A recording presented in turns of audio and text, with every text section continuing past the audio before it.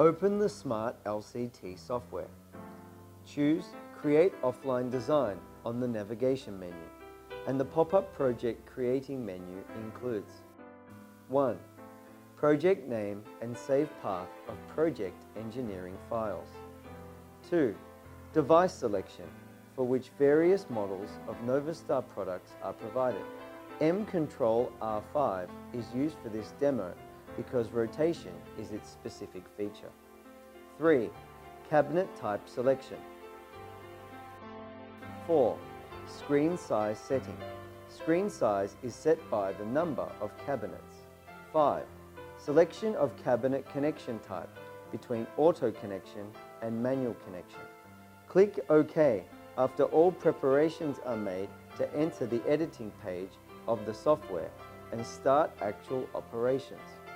Rotation function of the screen is introduced through two parts, including single screen rotation and multi-screen rotation.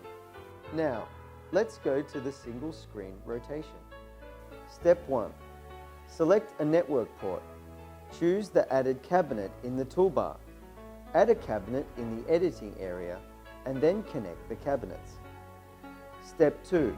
Select the cabinet to be rotated. Step 3. Enter the degree of angle required to be rotated in the rotation option of the cabinet arbitrary bar at the right side of the interface to make the screen rotate. Now we come to the grouping screen rotation. Step 1. Select a network port. Choose the added cabinet in the toolbar. Add a cabinet in the editing area and then connect the cabinets. Step 2. Select the cabinet to be rotated. Right-click the mouse and then choose Group in the pop-up menu and put the cabinets to be rotated into one group. Step 3. Click the group cabinets. Enter the degree of angle required to be rotated in the rotation option of the cabinet arbitrary bar at the right side of the interface to make the screen rotate.